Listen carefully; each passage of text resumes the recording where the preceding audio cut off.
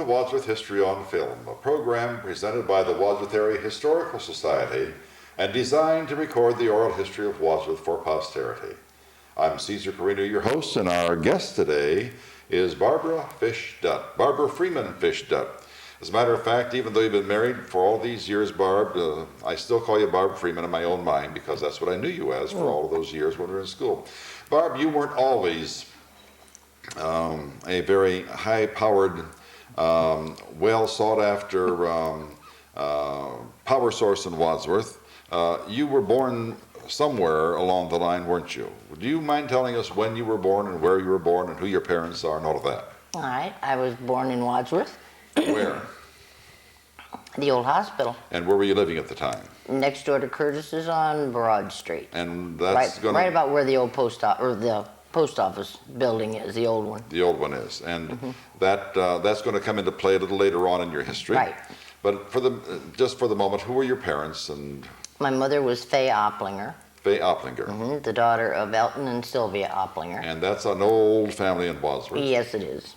And my dad was Fred Freeman from Barberton. Fred Freeman from Barberton. Right. How did he get to Wadsworth? I think they met, I'm not sure, Caesar. I think probably at Summit Lake at one of the dances. My mom loved to dance. In Summit Lake. And Summit Lake at that time was kind of a... That was a park, an amusement park. And it was a nice one, too. Big ballroom like Chippewa Lake. Summit Beach Park. The Summit Beach Park in Akron, in Kenmore area there. And a lot of our Wadsworth people would go there for recreation and all of that. Barb, what day were you born? What day? I think it was a Friday. No, I mean what day of the month and, what is your birthday? Oh, wait a minute.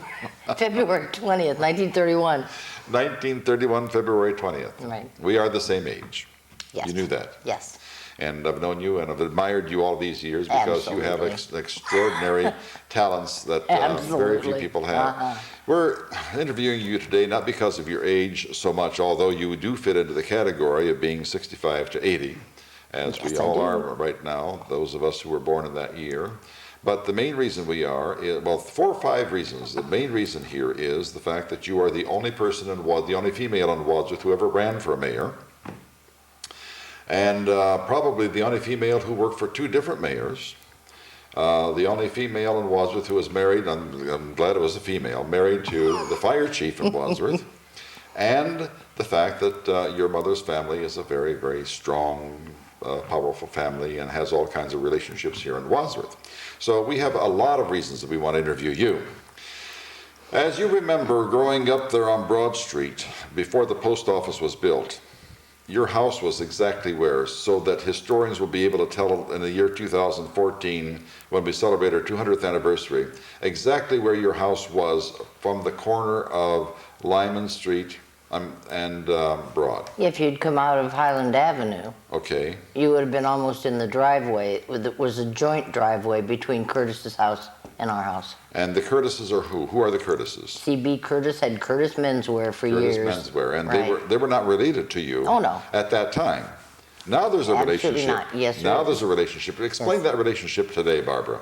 My Uncle Jay and Richard Curtis were the best of friends, ornery friends when they were young Your Uncle guys. Jay Opplinger. Uncle Jay Opplinger. They grew up, drifted apart, as all people do. Surely. But son of a gun, my Uncle Jay's son and Dick's daughter got married. Got married. And Yes. they are married now. Yes, they are. That's And Butch who are they and where are they? Butch and Marilyn Opplinger on Crestwood Avenue. Butch is the only name we've ever called him. Roger. Roger Opplinger. Roger Opplinger. Now, could you give us a delineation of the Opplingers in town? There are a lot of Opplingers. There's Gloria Opplinger. Do you remember Gloria Opplinger? Well, she was my first grade girlfriend, and she moved to Texas in the 2nd grade. I've never seen her since. But I don't know that. Gloria Opplinger was an Opplinger. And then we had Marcella Opplinger. That was Opplinger. Oppliger, O-P-L-I-G-E-R. Okay, we want to establish that there's a difference between the O-P-L-I-G-E-R Opplinger. And O-P-L-I-N. O-P-L-I-N-G-E-R, which is your family. Right. The O-P-L-I-N-G-E-R is yours. Who are the Opplingers and who are the relationships here with the Opplingers that you remember and who are still living in town? Oh, there aren't too many still living. Well, that's the unfortunate thing. They do die away. They do. As we were just speaking, Becky Krieger, her father and my grandfather were second or third cousins. Becky Krieger was Becky Opplinger. Right. She's 71 years old, and she died on the 28th of October of 1997. She contracted polio in 52, 3, somewhere there. 52, I think. And has been on a respirator kind of a machine and all these kinds of things, and tied up with tubes, and our understanding is that no longer could continue, and she Yeah. unfortunately died. A Yeah. very dear friend of all of ours, and we certainly are going to miss her. Barb, tell us also about some of the other Opplingers who are your immediate first cousins right now. Well, we have Roger, of course. Roger and and Butch, Butch. and Marilyn. And they have 3 children. Right, They have Bob and his wife Tracy. And they have 2 little boys and a little girl this summer. right. Now, all of you people are still very close. Yes. As a matter of fact, almost like sisters and brothers. Right. That, Well, Butch and I were the only grandchildren That's for right. many years. Many years. Yeah. And the 2 of you made enough for a dozen people. Is that right? Well, no. No, Marilyn and Butch have another son, and that's Tom Opplinger, who married Lisa Knapp. They live here in town, and they have a little girl, and they have twins, Twins. a little boy and a girl. Tell us what you remember about going to school. You probably went to where? Don't you want to know about Jenny? Oh, tell them about Jenny. Okay, tell me about Jenny. That's Jenny Opplinger. That's Yes. their daughter. Okay. And she is pregnant. Mm-hmm. So we're going to have Jenny, Tim, and whoever And whoever. Right. We're going to have other Opplingers. very around. shortly. Yes. The 2 of you have been progenitors of several children, and these have grandchildren, and we're continuing that nice legacy of the Right, Opplingers in right. town, and the Freemans also, but the legacy of the Opplingers in town. Probably Lincoln School, right? Oh, yeah. When you went, and who were your teachers at Lincoln School? We're trying to identify as many my. teachers as we possibly can. Kindergarten. Mrs. what? The heavy-set lady. Olds? Wells. Wells? Wells. Wells, Mrs. Wells. Mhm. And first grade? Second grade? I don't know by grade. Okay. I had Liberta Coleman, Right. Liberta Lee, Liberta Mary Lee. Perry Lee. Right. I had Alice Moffett. Alice Moffett, that's the name Alice that has not come up yet. Lieberth. Alice Lieberth, right. Right. She's gone now too. I had Earl Joachim. Earl Joachim. Oh, that was my first case. Your first case. I had such a crush on him. He was such a neat person. We're going to have Starling Joachim, his brother, come in and talk about Earl later on. Yeah, he was a nice, nice man. Yes, he was. Mm-hmm. Who else did you have? Anyone else? Miss Sprigg was our music teacher. Miss Sprague.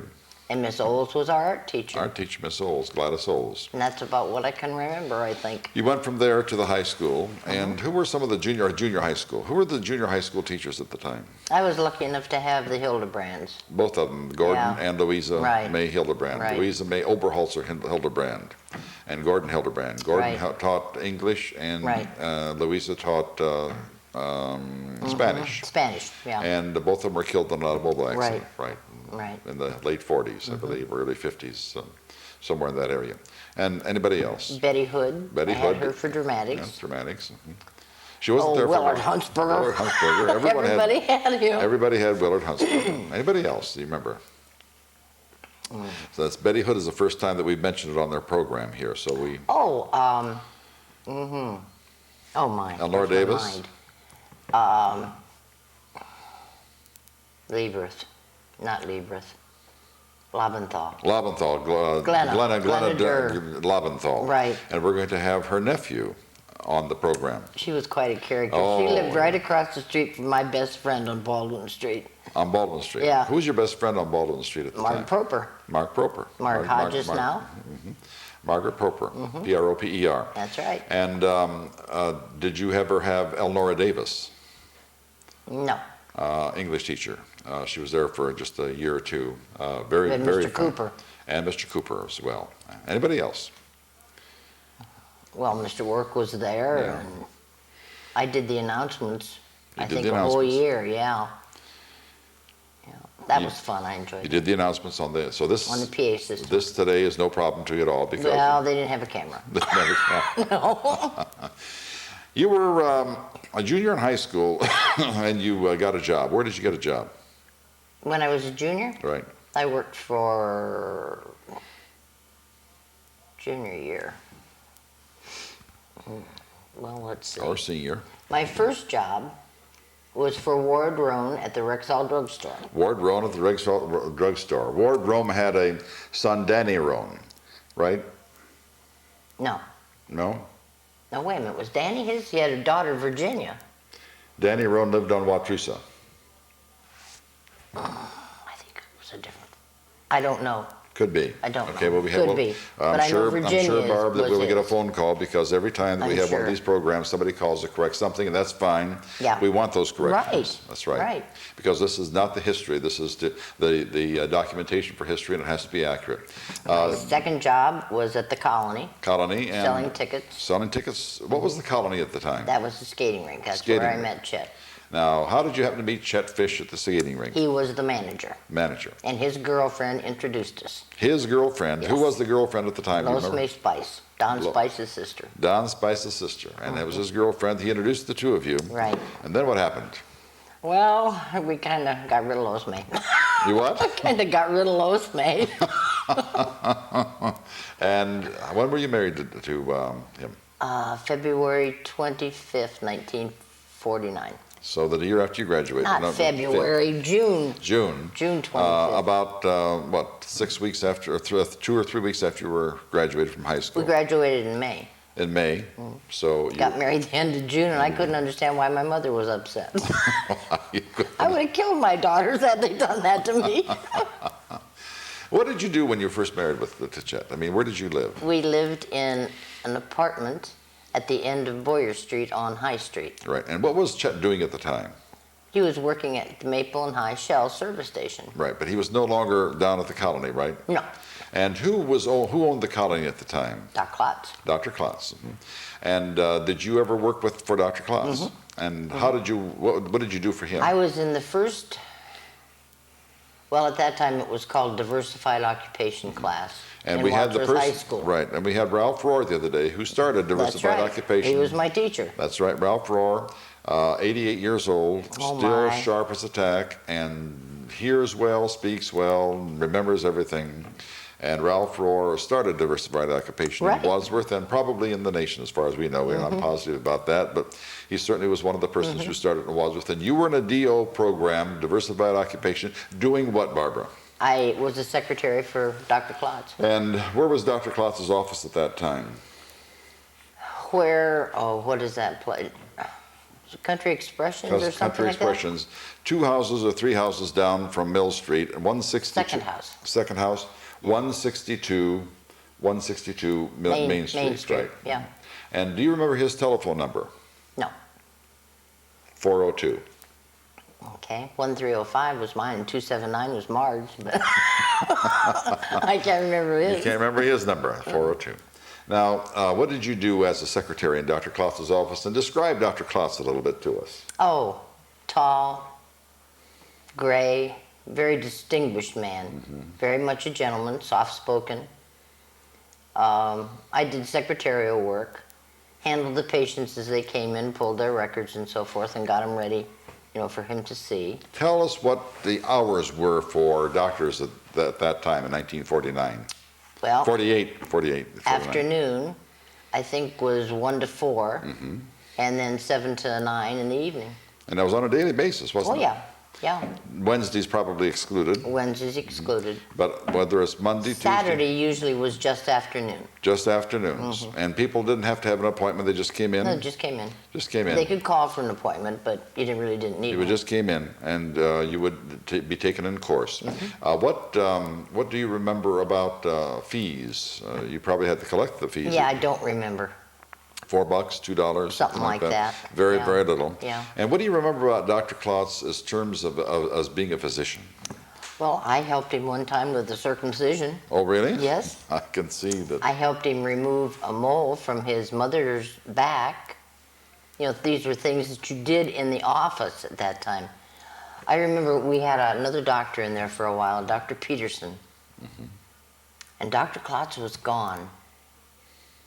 And some people came in at dinner time, like 5:30, something like this, 5 o'clock, with carrying a baby that was actually blue. Actually blue. I mean, I'm a high school kid, right? There's nobody else there. I got Dr. Peterson on the phone, and he said to get a warm tub of water, submerge the baby in the warm water, then into cold water till he got there. And it worked. You saved the baby. Well, I helped, I guess. I guess, surely you did. But I was scared to death after it was over with. Do you, maybe you should not say the person's name, but do you remember who it was? No, I do not. Do not remember who it was? No. I bet the parents were frantic. They have to be. Well, they were. Yeah. But you were able to take care of it. That's what our emergency procedure was at the time. Yeah, that was it, baby. That's right. It's as good as you get. A high school kid. And you did a nice job. When did you stop working at the colony? When they closed it. Tell us about when they closed it. Why did they close it? I don't remember. I don't remember if that's... I can't... Is it the same time that Chet stopped working there as well? Yes. And both of you stopped at the same time? You went from the colony where? To Doc's office. To Doc's office. And then you actually became his secretary, is that right? I was one. One of them. And how long did you stay with Dr. Klotz? Probably a year and a half, Year and a something half. like that, yeah. Then what did you do? Got married. You got married? Yeah. And, I didn't work for a while, and then I went to work in Merriman's store. And Don Merriman and Opal had a store where? Tell us geographically where it is so that... The parking lot opposite Mike's front door, the restaurant downtown. Okay. And tell us what the stores were to the left and to the right of that, to the east and to the west. Well, to the east would have been Bender's restaurant. To the west was Springer Furniture. Springer Furniture. And Springer Furniture but then turned out to be Wadsworth Furniture and all of that. And it was an old building that's torn down now. Collector's Restaurant is there. Tell us a little bit about Don and Opal Merriman. What kind of store did they have? They had a variety store. They had toys. They had bicycles. They had bicycle repair, gas pumps out front. What kind of gas was it? At that time, I don't know. Pennzoil, maybe? I don't know. Don't remember? Mobil? No. One of the two. Standard Oil eventually. Standard Oil eventually, okay. Yeah. And then what about records? Oh, we had a lot of those. And 78, then went into the 45s eventually, and 33 and a thirds, and all the records. And they had a great big area of records back there. The store was pretty well crowded, wasn't it? Oh, yeah. And what else did they have besides toys, records, bicycles, and TVs, record players, stereos, yeah. All of those kinds of things. Yeah, we had a lot. And who all worked in there? Just you, Opal, and Don, right? No, Wayne Burbeck. Wayne Burbeck. Had been there for years. And Wayne Burbeck married Joanne Kreider. That's right, and they moved to Florida. Florida, right. Joanne Kreider is the daughter of Paul Kreider. Right. And she has two brothers in town, Wayne and, help me, Wayne and then she has a sister too. They'll come to us, the names will come to us. And they lived on Main Street, and Paul Kreider worked at the injector. Right, he worked in the shipping room in the injector, he's a foreman in the injector. And Wayne Burbeck was, what family of Burbecks? I don't know. No, there were several families of Burbecks in Wadsworth, B-I-R-K-B-E-C-K. But maybe we can find out who that is. I'm sure someone will call tonight. Oh, I'm sure, yeah. Barb, how long did you work at Merriman's, and what kinds of things do you remember about the Merriman's? I worked there the biggest part of 20 years. Biggest part of 20 years. Right. And what was Don doing in addition to having a store at the time? He was mayor, Democratic County Chairman. He was all of those things. Did you ever work for him as the mayor? When I wasn't at the store, he hired me to put cases in the docket, because at that time there was a mayor's court. Right. And so I would go up to City Hall, excuse me, at my own time and list these cases and fines and so forth in the docket for him. No money? No, I get paid for that. Oh, you got paid for that? Do you remember what kind of a pay you would get for doing all of that? No. Pennies, though, I'm sure. Oh, yeah. Yeah, just I think I was only making $1 an hour at the store. If you're lucky. Yeah. If you're lucky, making $1 an hour. And during that 20-year period, what were some of the changes that occurred in the Merriman store? And the records are the biggest change. It's the biggest change. What was the change? What was the change? Well, when I first started there, I think it was 78. 78. That's all there were. They had the LPs. and then went to 45. Right. And of course now, as we know, we have CDs and all those other kinds of things. You left Merriman's about 20 years later, so that would have been probably in about 1969 or 70, is that right? 69. And Jack and Betty Hollenbeck had bought the store. Right, and what did Jack and Betty Hollenbeck, she was Betty Phelps, and Betty Phelps is related to the Kreiders. She was Doc Kreider's granddaughter. Kreider, And Jack Hollenbeck was an exterminator, for bugs, not for people. And I worked with his brother in Merriman's. Oh, which brother? Bill. Bill Hollenbeck. And what did Bill Hollenbeck do there? He repaired the bicycles. He repaired the bicycles. Yeah, did the gas pump work and did that kind of stuff. thing. And Betty and Jack bought the store. And Right. how long did they keep it then? Oh, I don't know. I can't remember how long And they kept it. did they change the character of the store at all? Remember? What did they change it to? I don't know. They had the cab company come in the front for a Right, while. that's exactly what I was hoping you would say, that we did have a cab company. Who drove the cabs? Do you remember? Don't remember. Well, we can get to that. Yeah, see, I wasn't at the store at that At all? No. Where were you then? Well, I worked in Barberton for a year Doing what? at a recon center. I was the, I don't know what my title was, like a traffic manager. I took care of sending the trucks out to pick up the cars. I see. And then you came back to Wadsworth? No. No? Then I went to the Board of Elections in Medina. Medina, Board of Elections. And what did you do there? I was deputy director for a year. And who was the director at the time? Margaret Davis. Margaret Davis. Margaret Batchelder. Margaret Batchelder Davis. And you were the deputy director for 1 year. Then what did you do? Then I went to work for J.D. Henson as the secretary. As a secretary, as the mayor's secretary. Right. Now tell us a little bit about what the city hall was like at the time. Who else was working in the city hall? I'll give you a couple clues. Thelma Schaefer. Oh, yeah, Thelma Schaefer. Who else was working? Who were the other secretaries? Bill Lyron, of course. And the utility office was pretty much as it is now. Hasn't Janice changed? and Dee. And I've been trying to get Janice Latzenheiser. Latzenheiser. Yeah. Latzenheiser. There isn't anything she doesn't know about this city. She is tremendous, but she won't come on the program. Yeah. So if we can get enough people to try to convince her, maybe she'll come on the program, because she could tell us so much about yes. City Hall and the City of Wadsworth, because she certainly knows it very, very well. Yeah. And who was working with Janet Latzenheiser in the utility office? Dee Joachim. And Bob Seega. Who was the manager, is that it? Yeah. And service director at the time was Bill Lyron. Who was the safety director? Roy Luther? He was one of them. And who else? John Byers was safety director for a while. Who else, Caesar? I think that probably was, those were the only two that were there during that period of time. There could have been others. No, because John was only there just a short time. Okay. And I can't remember after John. Well, we'll think of it. Yeah. What about in the police department? Who was the chief of police and who were some of the patrolmen? Bernie Ty. Bernie Ty was the chief. And who were some of the patrolmen? Do you remember? John Rebar. John Rebar. George Berza. George Berza. Chuck Cole. Chuck Cole, Charlie Cole. Bob Weldy. Thorndike, Bob Weldy. Ed Thorndike.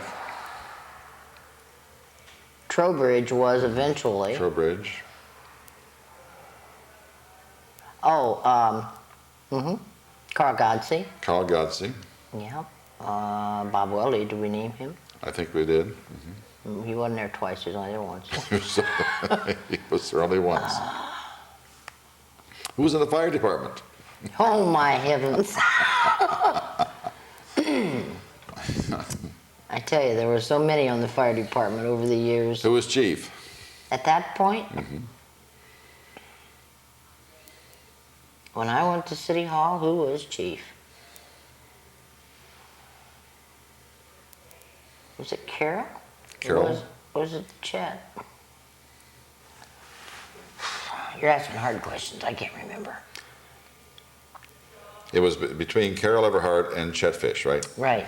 Okay. I can't remember. I think maybe Chet, but I'm not positive. Let's start Yeah, with- I guess it was Chet. Okay, let's start with Chet. What were the changes that came in the fire department? Sure it was, because Carol died when I was at the store. That's right. right. Okay, so it was Chet Fish. Yeah. Of course, you knew him because you're Yeah, your husband, right? yeah, we had a speaking Yeah, acquaintance. speaking acquaintance with him. Tell us about what the changes were that came into the fire department when Chet first went in and when he finally came out. What happened in terms of full-time, part-time? Well, of course, Carol had been made full-time, so Chet became full-time. Right, and that was... At that point, he owned the Shell station and had to sell the station in order to become the fire chief. Right, the Shell station, which is right next to the Lutheran Church. Right, and he had to sell that to become the fire chief. and Right. he did that. Right. So then he became the fire chief, and what were some of the innovations that occurred? Want to hear a funny story? I want to hear a funny story, Okay. yes. Chet was sent immediately to Ohio State for training, okay? And this put our assistant chief, Tom Baldwin, in charge of the fire department. This is back when everybody burned everything, grass and so forth. Right. And we had fire after fire after fire. But the one was a house fire. And I believe it was on Malon. And Tom was the first one there. And the lady is outside in the yard screaming and yelling, you know. And Tom, with all his confidence, says, "Good lady, don't do this to me. This is my first fire, too." And later years, I found out that that lady was Barb Campbell, whose husband Jim was a fireman, her mother. Her mother. That was her mother. Don't do this, Jimmy. This is my first fire, This is too. my first fire, too. I love those fireman stories. You know Pat Steele? Pat Steele, who works in the auditor's office, got mad, well, and jokingly, of course, got mad at the present fire chief, who is Rick Honnert. And she said, "Rick, if you don't do whatever it was she wanted him to do, if you don't do that, I'm not going to invite you to any of my fires anymore." That's right. You just won't. You won't invite him to any fires at all. What are some of the funny stories about the fire department? Oh, that you can my. remember? Well, most of them you can't tell. Of course. Well, let's see. One night, I was very pregnant with my daughter Cindy, my second child. We lived on King Street. The house is no longer there. It would be the entrance to the parking lot on King Street. To the 5 and 10, that's not what it is, but Ritzman Center parking lot. The King Street lot, Right, which right. is the north side of the street. Oh, the north side of the street, okay, Right. all right. The city lot. That's Ben Franklin lot on the other side. That's right. And the fire whistle blew. My mom was, in fact, here from Worcester because we thought I was going to go to the hospital any day, and I had Carol for someone to watch. So we had just gone to bed. Chet apparently had turned over toward me, which he never did. He laid away from me. The fire whistle blew. He straightened his feet out straight, caught me right in the back, shoved me out the other side of the bed. I yelled. Well, then he got upset, got his feet tangled up in the sheet, and fell out of the bed. My mother's over in the other bedroom, and she's in stitches by this time, hearing all this ruckus. He finally gets himself around, goes down, out the door to the fire. Well, Mom and I are up, you know. I would imagine so if you get kicked So out. we go out in the front yard. It's warm weather. And Kenny Hall, who lived in the corner Right, of Pardee and King Street, Right. He was a fireman. was a fireman. And he comes running, and he jumps the hedge and misses. Falls flat, everything out of his pocket. So I tell him to go on. I'll give him his stuff back later, and I pick up the stuff. He's running to the fire department. Yeah, it was quite a fiasco. And the fire department at that time was right there at City Hall. Right. Yeah. So he was running a block. A block. Couldn't have got his They car both out. were. Oh, no. So he ran up there. But he dropped all of his things. You picked them up. And Yeah, it was just we thought two of them were going to get killed before they got to the fire. that didn't anticipate your delivery, did it? Nope. No, not at all. No. What about some of the other innovations that Chet initiated at the fire department? A lot of them. Well, yeah. He was the instigator of the Jeep to put out the fires, Right. grass fires. He got the insurance rates lowered for the city of Wadsworth. Boy, that was a significant. Yeah. Significant. The companies especially appreciated that. Yeah. We went to 5 or something. way up high. And how did he do that? Do you remember how that happened? No. Well, he had Well, the water pressure for one. That's one. He got the water pressure up, and he got the number of minutes to the average number of minutes to a fire. Right. And that's why Kenny Hall is jumping the fence. That's it. You have to jump higher. So he taught Kenny to jump higher That's so it. that he could jump that fence. Yeah, Now, had to make what a it. great person Kenny Hall was. Yes, Just he a was. Great, great person. Nice person. Yeah. Now then, what about things like EMS and things like that? Well, that began under Chet. Under Chet, right? Yeah. And what were some of the problems that you remember? Oh my. Women? Mm-hmm. I mean, that was a male firehouse, right? Right. And a lot of the guys did not handle it well, having women come in. What happened? What were some of the stories about the guys who did not want the women to come in to help them with fires and taking care of that? I don't know, Caesar. I really pretty much stayed out of that. You stayed out of that one. Uh-huh. I remember some of those stories, which probably can't tell either on the air, but that certainly was a major problem. Oh, and it was not a joke. One restroom? Right? It was not a joke. No, it was not. a joke at all. No. I mean, there were a lot of tempers and. You bet there were. Yeah. You bet there were. But now, of course, our women are involved with EMS, and That's they're right. welcome sites. As a matter of fact, they're very, very well poised. They know what they're doing. Absolutely. And I think that they give a lot of confidence, because we typically consider women as being caregivers in so many ways. And when you see a woman who is taking your blood pressure or administering something, I know I, as a man, feel much more confident, unless, and this is a sexist thing, but unless the person is a physician. That's true. But I feel much more confident if a female nurse is taking my pulse than a male. It's just one of those things that it happens as a result of all of our past experiences.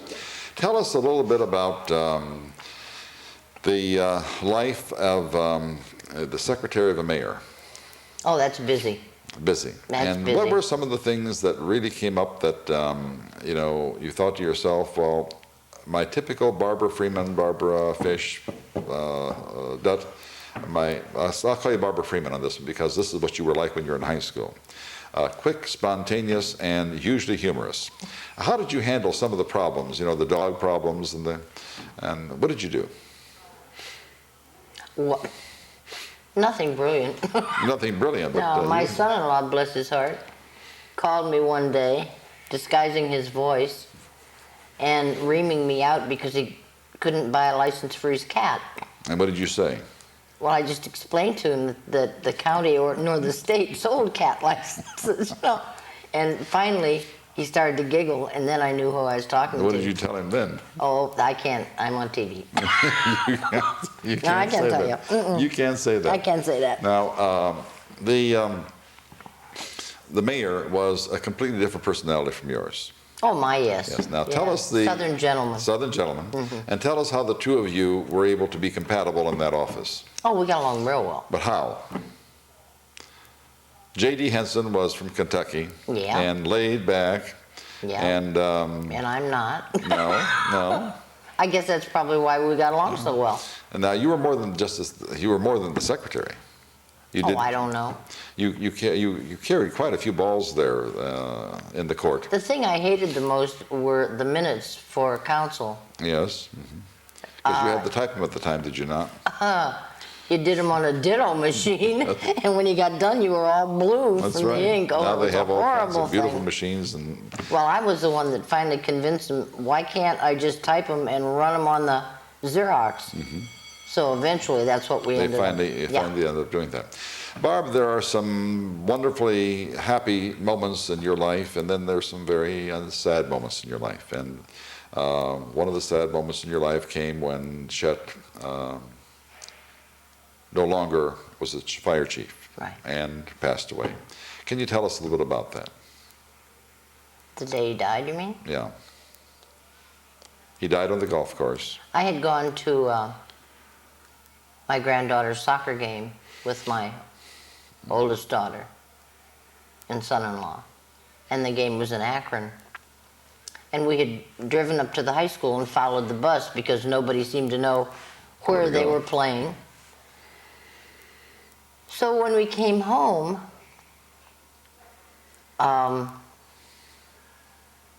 Carol decided and I decided we were hungry. We hadn't eaten. We'd gone to the game like 9 o'clock in the morning and hadn't eaten anything. So naturally, Stacy wanted to go to McDonald's. And I said, well, let's go up by our house. And Carol said, good, because I can call Brian then and see what he's doing. That's her son. Her son, okay. Yeah, her husband was with us. We got closer to my house, and there was my other daughter's little girl's cart out front. And I said, well, Cindy's at the house. I wonder what she's doing there. And then I saw Chet's truck. And it was parked kind of not the way Chet would have parked it. And they came out, and Marilyn was there, Butch's wife. And he had died on the golf course. Right. And that's how in you John found Byer's arms, actually. That's how you found out. Very sad day. Thank God we hadn't gone to the restaurant. Yep. Because the whole town knew it at that point. Yeah, and you didn't know. As a matter of fact, seconds after he died, the whole town knew. Yeah, he was a very popular man. Dick was great. He sent officers to all of the firemen's homes, the ones that weren't at the golf outing. So they were all told. Who told him? Who did that? Dick Honor. Dick Honor? Mm-hmm. Yeah. That was a nice thing. And I thought to do. that was a very nice gesture. Well, he knows how to do that. Before this all happened, you did something which made the whole city happy. You became the first woman candidate for mayor of the city of Wadsworth. Yes, I did, and it was fun. It was a lot of fun. As a matter of fact, we enjoyed that. Whether you were Republican or Democrat, we enjoyed it because we had never had this before. And we had a good time. We had, 175 years of male domination. We still do. We still do. We still do. And one of the things that I remember hearing you say, said, well, you know, I don't care how many votes I get, I'm still going to lose because I'm not a male. And actually, you did very well. You did very well. I did better than I thought I would. I bet you did. You did very, very well. And made me unhappy, though, that I was running against a friend. And the friend Bob Daniels had always been a friend. Right. And Bob Daniels was a friend, and a good friend of all. And he certainly was the type of person that you would not want to run against as your friend. But nonetheless, that's part of the two-party system. Oh, yeah. Norton and Wadsworth can't have a football game unless they play on opposite sides. Right. And when it's all over with, we have breakfast together and everything else. That's the way it's supposed to be. Tell us a little bit about that campaign, and what were some of the comments that you received from males and females about the fact of your being the first female to run for mayor? Heavens. You had a lot of supporters. I had a lot of supporters. Oh, a lot of supporters. And money. And I was one of them. Money was so easy to come by. Oh, It amazed me. I couldn't believe the money that came in. Well, we had women groups that just thought the world of it all. Well, and I walked 90% of the town. Yep. There was a very small segment that I did not get completed. And that was. And my grandkids walked with me. Of course. Well, my daughters too, but most of the time in the evening, I had either my grandson or my granddaughter with me. And you enjoyed that. Oh, that was great. Of course, you know everybody in town. Yeah. And everyone knew you, and everyone loves you. And your comment almost at the very, very end about the fact that you don't care how many votes you would get, that you still were going to lose because you're a female, actually turned out that way. But you never really lost the election. You just didn't win it. That's right. You never lost the election. Yeah, you didn't win it. I had a good time, and I really won a lot by running. I think it's a real good experience. And it opened the door. It opened the door for females in the town to become involved with the administrative capacities. As a matter of fact, shortly after you ran, both Medina and Brunswick ran women. And both of them, as you well know, were now prepared. Right. But you were the pioneer. Yeah. I think that probably, and I'm sure I'll hear about this if I'm wrong, but probably the very first one in Medina County. I'm not sure of that, but I think that you were, but I'm not positive. But well, I had a name that you could use the goofy-looking signs. Right, then what was your sign? Tell us about that. It was a fish. A fish. Yeah. Because Barb fish. And when my printer came and showed me the whatever you call the thing, and I said, well, that's great, Charlie, except it's got to have eyelashes. It's a female fish. And so he put eyelashes on my sign. And do you remember going on television? Yeah. And what did you do on television? No, I don't know. I was numb most of the time. You were numb. Yeah. I went remember. to what was the luncheon? Was that the Chamber luncheon that had Bob Daniels and I both there? Either that or the Lions Club. I can't remember who it was. I followed you all around. I thought that was. Yeah, no, you weren't there that afternoon. I wasn't there then? JD was there. JD was there. But I don't remember. I don't know. But that was fun. The candidates night was too stiff. That's. Oh yeah, that's not for you. You're not stiff. No. You're not stiff. You want to say what you want to say. Well, you want to know about my kids? Yeah. Wait. Yes, we do want to know about your kids. Okay. I want to know about your kids, but before we get to your kids, I need to ask one more question about your mayoral candidacy here. Okay. Did you then continue with politics? No. And why? Your husband died, and that was. I didn't want anything to do with anything the outside world for a long time. For a long time. Until such time that another very good friend of ours, who was recently widowed, Roger Dutt, came by. And how did that happen? Well, I went to the funeral home when Peg died. I knew Peg. Surely. And later on, I called him to see how he was doing, and that's how it all started. Because we'd known each other in school. Oh, surely. Yes. He was a year We ahead of you. celebrated the VE Day, VJ Day on Elnora Hall's pond. That would have been August 14th, Right. 1944. Yeah. Elnora And I was Hall. with Roger that night. And you had been close friends. We were all in school together. And Oh, of course, yeah. in those days, everyone knew everyone else, brother, sister kind of a thing. So. Well, our high school was not much larger than the senior class today. Oh, far from it, yes. We had about, what, 500, I think, in the whole probably. school? Probably. So you knew everybody. Yeah, well, we had fewer than 500, I think. And we knew everybody. That's right. And you know all of the good people, all the people who were, Who you stayed away from. and all of that. Yeah. Now then, tell us about your kids. We have 3 beautiful daughters. No, 2. 2 daughters. I have 2 daughters. Right, and they have your personality. Yeah, the one's more of an introvert than the other, but Well, you're not an introvert, Barbara. no, I am not. No. No. But tell us about your kids and what they do. Okay, I have Carol. That's my oldest daughter. And she's married to Tom Simons, and they live on Wall Road. And they have a daughter, Stacy, that's 23, and a son. Now, Stacy lives in Dayton. A son, Brian, who lives on Main Street, and he will be 26. Yeah, he's getting so old. Barbara's grandchildren Yeah. are old enough to have children of their own. That's right. We keep telling him that, but it doesn't do us any good. No. You very well could have great-grandchildren Yes, by I now. could. And you're not very old. No, no, I'm very young. What does your daughter do? She is a crafter. And what is a crafter? She makes just about anything and everything. Tell us some of the things she has made which I think are just absolutely outstanding. Oh, heaven's sakes. Caesar, I can't even begin. If you want to know, you go up to Windy Ridge, Bob's Nursery on Right. 94. The little shop out front It's all hers. belongs to my daughters and 2 of their friends. Tell us what kinds of things, how she got involved with this and how she became heavily involved with the She started out with ceramics ceramics. Where? and in her basement, Basement. and she gave ceramic lessons for, several years. And then she kind of got tired of that and went into the other things. Well, she'd always sewn. And so that has helped a lot with the dolls and this type thing, that they're making. She makes the cutest little things, and the expressions are just absolutely, outstanding. Absolutely. I'm not a craftsy person, but I really enjoy looking at those things that she does. And of course, I think particularly because it's she who is doing it. I see that personality in it, and I see your personality in it, of course, which has always been in Wadsworth High School is known always as the fearless personality. I don't know about that. I don't think that you've ever been afraid of anything in your life, have you, Barbara? Very rarely. Very rarely. What fears do you have? Any?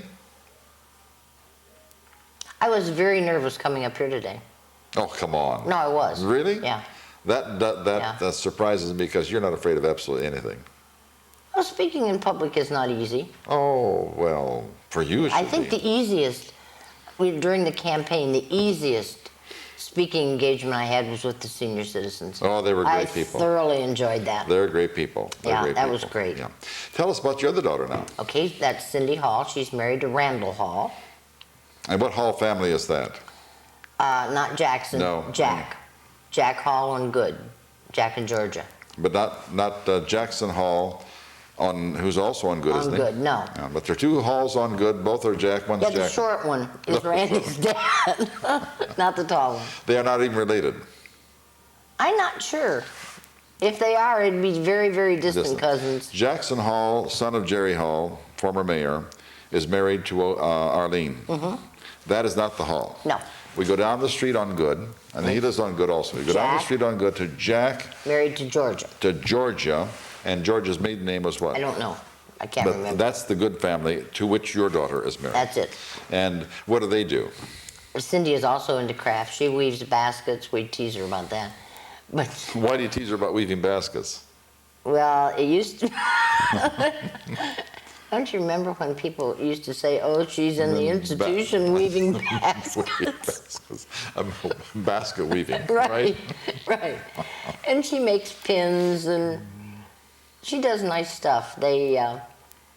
She's doing the ribbon embroidery, and that's really quite attractive. Ribbon embroidery, yes, it is. Yeah, Cindy's doing that. And anyhow, they have one daughter. She will be 11. That's Karen. Cindy has things at Love's Market. She has baskets down there. And she is also in the store at Windy Ridge. Windy Ridge. Barbara, we want to go back a little bit farther back, way back to when you were a little girl on Broad Street, living next door to the Curtises. Tell us some of the Curtis stories that you like. My favorite. And this is Dick Curtis now. This is Dick. He and, I don't know whether it was two of my uncles, which would be Jay Opplinger and Don Opplinger. He would have been too young. And Don Opplinger was a butcher at the A&P. That's right. They were going to sleep out. Well, in those days, you had like a balcony affair on the old houses called an airing porch. Right. And that's where they chose to sleep, out on the airing porch. And that was on the east side of or the north side of the building, wasn't it? That was on the north, the front of their house.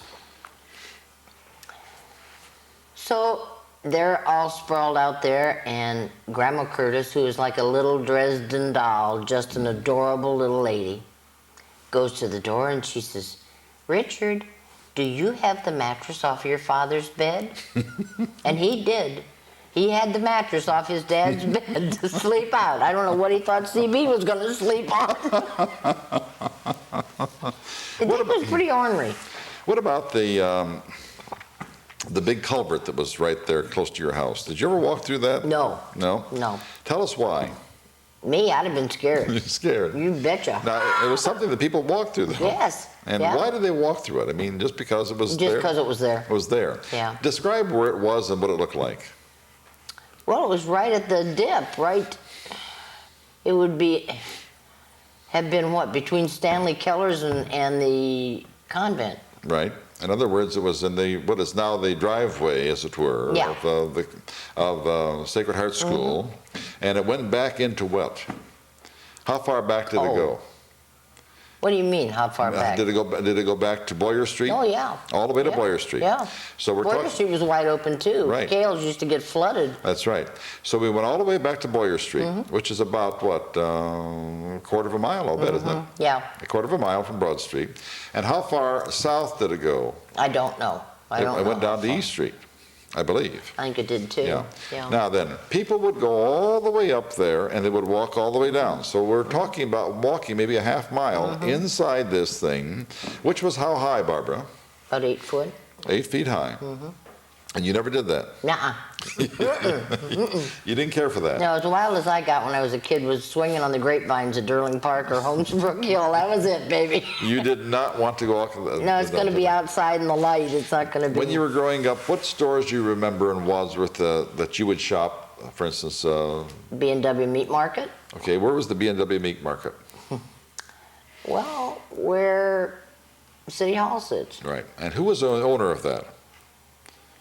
Connect. George Connect. George Connect, whose son was? Ronnie Ronnie. married Edna May Overholt. That's right. That's right. Edna May Overholt. Yeah. Right.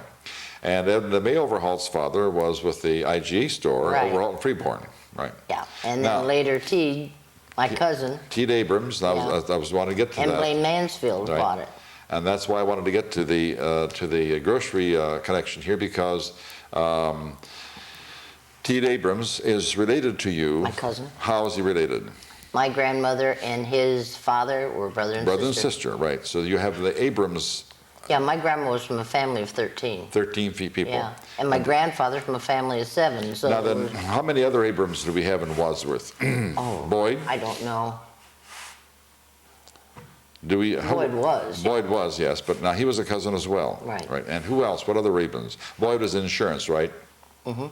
Herb. Pardon? Herb Herb Abrams, right. lives okay. on Grandview. All right, and who else? Bob lives out on Fixler Road. Probably hurting somebody's feeling. Let's see, Levon is gone. Ruth Simpson lives in Seville. She was Ruth Abrams.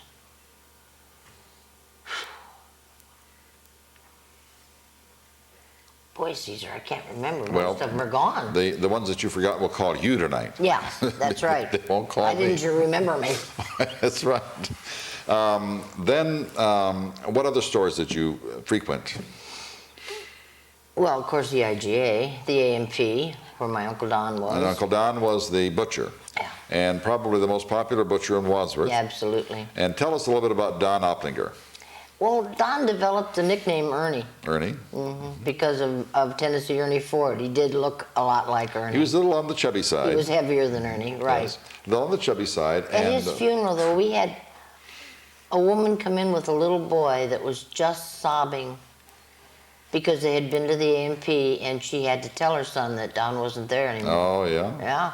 Yeah. And he wouldn't have it, but what he was coming to the funeral. That's right. Tremendous personality. Yes. Uh, Very outgoing. Very outgoing. As a matter of fact, everyone in the store knew what kind of meat you were buying. A trip with him out in the country in a car was an experience. It was, hi, Joe, you old, you know what, Yep. and hi, John, you old, you know, look at that farmer, look what he's doing there. He taught Butch to walk by holding his watch fob out, and Butch finally walked for it. And Butch was his son. No. Or, our nephew, Nephew. Nephew, I'm sorry. Yeah, that's And that's how he Jay's taught son. him to walk. Yeah. He had a beautiful way with older women, too. I mean, he could... Yeah, he was just great with people. Yeah, just great. And boy, when he did leave the AMP, I mean, it was gone. It was really gone. Well, today they probably would have been able to perform surgery, you know. Yeah. But it's sad because my grandfather, my uncle, my 2 uncles, all died of the same heart problem. Yeah. So And how old was Don when he died? 51. 51 years old. What a sad day. My mother was still living at the time, and well, she just dearly adored Don because she didn't know his last name. She just knew his name was No, Don. just Don. Yeah, because that's all you just called him. And what other stores did you frequent? Tell us a little bit about the Wright's. personality. Wright's department store. Yeah. Who was in there? Is Bolick? Who else? Sam and Julia Diamond. Oh, yeah, yeah. They owned it. Where is Earl, do you know? I have no idea. Earl was her only son. Yeah. What were they like, the Diamonds?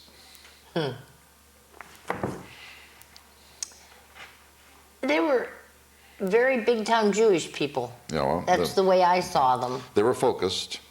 Yeah. Ran a good store. Oh, yeah. And very outgoing, charming people. Oh, charming. They could charm your armpit off. They were wonderful people. And the B&B. Yes. We always went to the B&B. B&B, That the was Ackermans. Ackermans. They were also Jewish and wonderful, wonderful Yeah. friends of mine, all of them. I used to work there. Did you? Oh, yes. I worked there during my high school days. Yeah, well, I saw Donnie, you know, after they Donnie went down to Ackerman. Worcester. Yeah.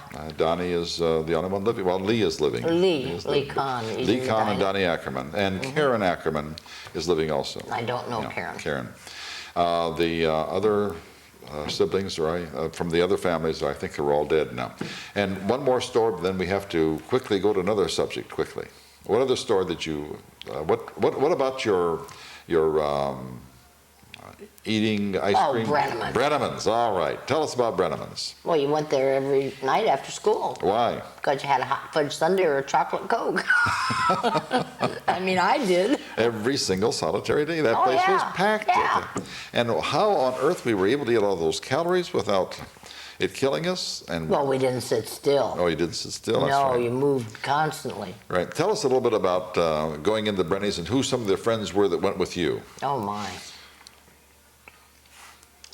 Well, let's see. There was Suzanne Reimer, Suzanne Reimer, Bill Reimer's sister. Phyllis Rohr, Phyllis Rohr, Bob Rohr's sister. Carol Seiberling, Carol Seiberling, Colleen Seiberling's sister. Rose Davis, Rose Davis, Beulah Davis's sister. Beulah just died.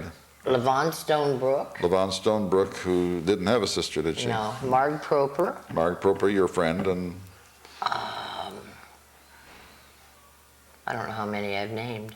7 or 8, but those are the ones who would go Dorothy there. Gibbs, Dorothy Min Bowers. Min Bowers. We had a club. Oh, Susan Miley, too, when the Mileys were here. Were in town. Yeah. Well, they were, yeah, Susan. I have a picture at home signed by Walt Disney. We had Snow White and the Seven Dwarfs. And I wrote to Walt Disney and asked for a picture, and darned if he didn't send me a picture and put to Barbara Walt Disney, and it's his signature on it. You Yeah. still have it? Yeah. That's great. Yeah. Now, we have just a couple more minutes left, and I have to quickly go to another area of your life that we haven't talked about yet. In your, quote, retirement, what are the activities that you're involved with right now? Well, Roger and I have bought a cottage in Michigan. Okay, that's what I want to talk So about. we have an extended family. Extended family. Yeah. And where is that cottage in Michigan?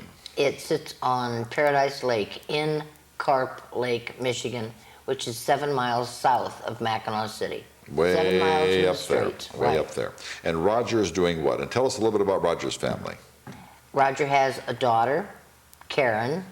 She's married to Cole Burnsworth.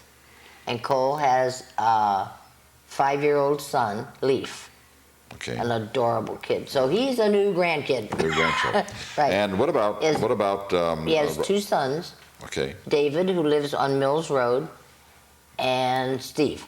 Steve, okay. Mm-hmm. What about Roger's brother? We have to hurry because we're going to run out of time. Roger's That's brother. Al, and he is married to Norma Ewing, Norma and they live Ewing. in Arkansas. And Norma Ewing is from Wadsworth. Right. Ted Ewing's daughter. He was Marjorie the auditor Ewing's when I sister. was at City Hall. The auditor when you were at City Hall. Mm-hmm. And tell us a little bit about Ted, we're trying to hurry here, and we're going to hurry too fast, I'm afraid, but we want to get this all in. Tell us a little bit about Roger's retirement and what he did in his lifetime. He had a very, very interesting job. One of those fascinating. You think? Oh, yes. Yes, one of the most fascinating He things. was branch manager for a company by the name of Ross Martin. And what did they do? They designed, printed, and warehoused office forms. Right, and I'll never forget how he instructed me one time that every single office probably has 10 times more forms than it has people. Right. Oh, he'll pick up something and he'll say, well, now this is wrong. They should never have put that here. They should have put it down That's here. right. And it's something that is extraordinary because, you know, everyone works in an office. Yeah. Everyone has forms. I mean, the mail is full of them every single day. Yesterday I was working in, my mother-in-law has a little bit of a health problem and had a stroke, and she has a difficult time with mail. And I was looking through the mail. Every single envelope had a form in it to fill out. Every single. Yeah. And this man would never run out of work. So he had to retire in order to have some time to be with you Right, and all that. Now, right. Roger is how old? Let's get that one straight. He's a year old, well, 7 months older than I am. He's 67 years old right now. Yeah. Right, and you're 66 years Right. old. Barbara, you have brought a tremendous legacy to Wadsworth. I've enjoyed it, And Susan. you certainly have brought not only a legacy, but you've also helped to make history. The first woman in Wadsworth to ever apply for the mayor's job. And you didn't win, but you didn't lose. That's right. Because you won the hearts of every person in this town. The woman who was the woman behind the man who was the chief of our fire department. And dearly loved it. Dearly loved it. Oh, and yes, he certainly loved did. it. And we have so much to be grateful to you, and so grateful to you for agreeing to come on the program. Thank Thank you. you very much. Thank you.